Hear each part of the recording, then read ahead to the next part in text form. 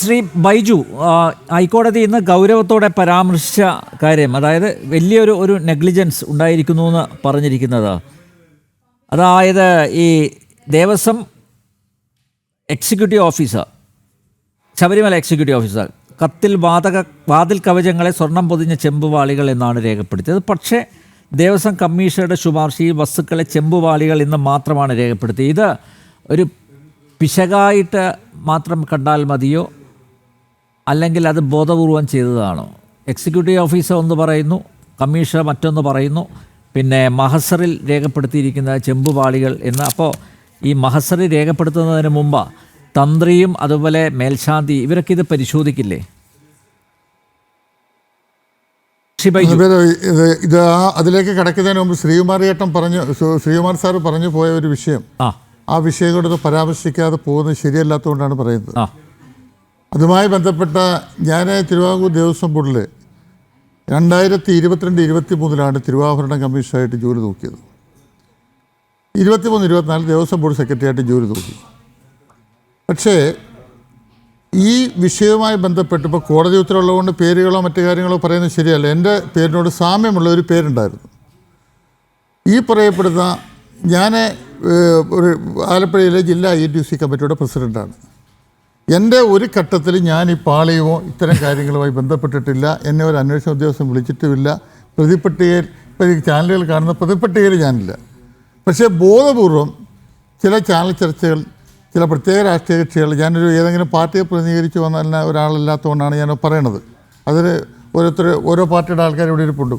ചില ചാനൽ ചർച്ചകളിൽ ചില വ്യക്തികളും ചില ഓൺലൈൻ മീഡിയാസും ഒക്കെ ഒരു കാര്യവുമില്ലാതെ ആ പേരിന് സാമ്യമുണ്ട് എന്ന് പറഞ്ഞുകൊണ്ട് എന്നെയും മഴയത്ത് നിർത്തുന്ന രീതിയിലാണ് ഉള്ള ചർച്ചകൾ. അതിൻ്റെ ഭാഗമാണ് ഈ പറഞ്ഞ ശ്രീകുമാർ സാർ പറഞ്ഞ ഈ ചർച്ച ഉണ്ടായത്. ഇതിൻ്റെ ഒരു ഘട്ടത്തിലും 2 ഇഷ്യൂസ് ഉണ്ടായത് 2019-2025 ഇതിൻ്റെ ഒരു ഘട്ടത്തിലും എനിക്ക് ഇതിൻ്റെ ഒരു ചുമതലയും ഉണ്ടായിട്ടില്ല. ഇതിനകത്ത് ഒരു കാര്യങ്ങൾ ഞാൻ നിർവഹിച്ചിട്ടില്ല. പക്ഷേ ബോധപൂർവം ഇപ്പോൾ ശ്രീകുമാർ സാർ പറഞ്ഞതുപോലെ, നമ്പ്യാർ പറഞ്ഞതുപോലെ ഇത് ട്വിസ്റ്റ് ചെയ്യുന്ന തരത്തിൽ അനാവശ്യമായ ആരോപണങ്ങളും വസ്തുനിഷ്ഠമല്ലാത്ത കാര്യങ്ങളും പറഞ്ഞ് ഈ അന്വേഷണത്തിനെ തന്നെ തകർക്കുന്ന തരത്തിലുള്ള ശ്രമങ്ങൾ ചില കേന്ദ്രങ്ങൾ ബോർഡിൻ്റെ തന്നെ ഭാഗത്തു നിന്നും ഇതിനകത്തൊക്കെ ഇൻവോൾവ് ആയ ചിലർ, ഇതിനകത്തൊക്കെ ഈ 25-ലൊക്കെ കക്ഷികളായ ചിലർ ഇത്തരം ആൾക്കാരെ തെറ്റിദ്ധരിപ്പിക്കാനുള്ള ശ്രമങ്ങൾ നടക്കുന്നുണ്ട് എന്നുള്ള കാര്യം പറയാതെ പോകുന്നത് ശരിയല്ല.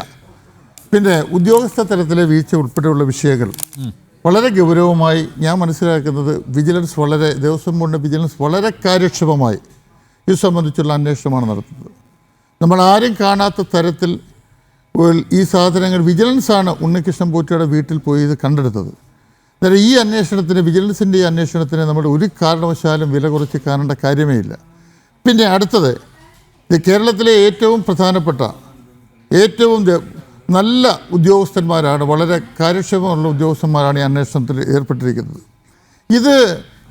ഈ അന്വേഷണത്തിൻ്റെ ഗ്രാവിറ്റി ആർക്കും കുറയ്ക്കാനാവില്ല. ഈ വിഷയത്തിൻ്റെ ഗ്രാവിറ്റി, അതായത് ഒരു പർട്ടിക്കുലർ, ഞാൻ മനസ്സിലാക്കുന്നത് പിന്നെ പ്രധാനമായും അന്വേഷിക്കപ്പെടാൻ പോകുന്ന വിഷയങ്ങൾ 2019-ലെയും 2025-ലെയും ഉൾപ്പെടെ, അതുപോലെ 99 മുതലുള്ള കാര്യങ്ങളാണ് അന്വേഷിക്കുവാൻ തുടങ്ങുന്നത്.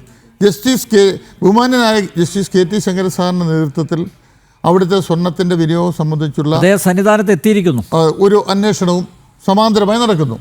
ഈ അന്വേഷണങ്ങളൊക്കെ നടക്കുമ്പോൾ എന്നെ സംബന്ധിച്ചിടത്തോളം വ്യക്തിപരമായ എൻ്റെ താല്പര്യം, ഇതിനകത്ത് എന്തു വന്നാലും ആര് തെറ്റ് ചെയ്താലും ഇവിടെ ഉദ്യോഗസ്ഥന്മാർക്ക് മാത്രമൊന്നും പൂർണ്ണമായി ഇതിനകത്തൊന്നും ഉദ്യോഗസ്ഥന്മാരുടെ തലയിൽ നിന്ന് വെച്ച് കെട്ടിയൊന്നും പൂർണ്ണമായൊന്നും ആർക്കും ഒഴിഞ്ഞു മാറാനാവില്ല. എല്ലാവർക്കും ഉത്തരവാദിത്തങ്ങൾ, അത് ചെറുതും വലുതുമായ തെറ്റുകളെന്നൊക്കെ പറഞ്ഞിട്ടും. പിന്നെ എൻ്റെ വ്യക്തിപരമായ അഭിപ്രായം, ഉണ്ണികൃഷ്ണൻ പോറ്റിയുടെ സൗജന്യങ്ങളും പറ്റിയവർ, ഉണ്ണികൃഷ്ണൻ പോറ്റിയുമായി ബന്ധപ്പെട്ടുകൊണ്ട് ഉണ്ണികൃഷ്ണൻ പോറ്റിക്ക് ഗ്രീൻ ചാനൽ ഒരുക്കിയവർ, അവരൊക്കെ ആരെന്ന് കൃത്യമായും എത്ര വിളിച്ചാലും ഇത് കണ്ടുപിടിക്കാൻ പറ്റും. അതിനകത്ത് യാതൊരു വിട്ടുവീഴ്ചയില്ല.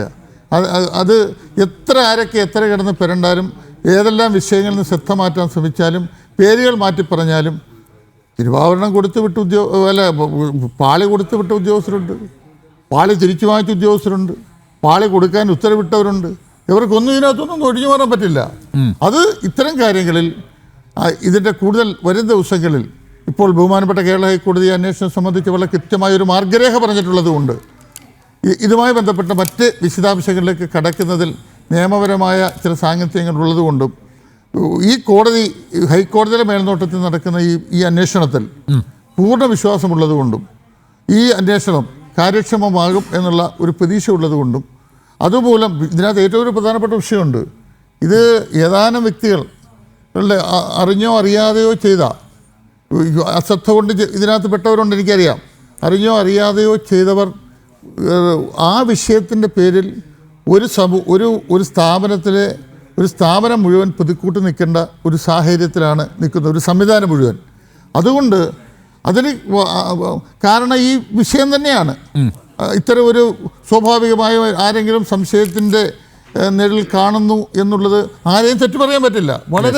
കാരണം ഭക്തജനങ്ങൾക്ക് വളരെ വേദനാജനകമായി ഉണ്ടായ സംഭവവികാസങ്ങളാണ്.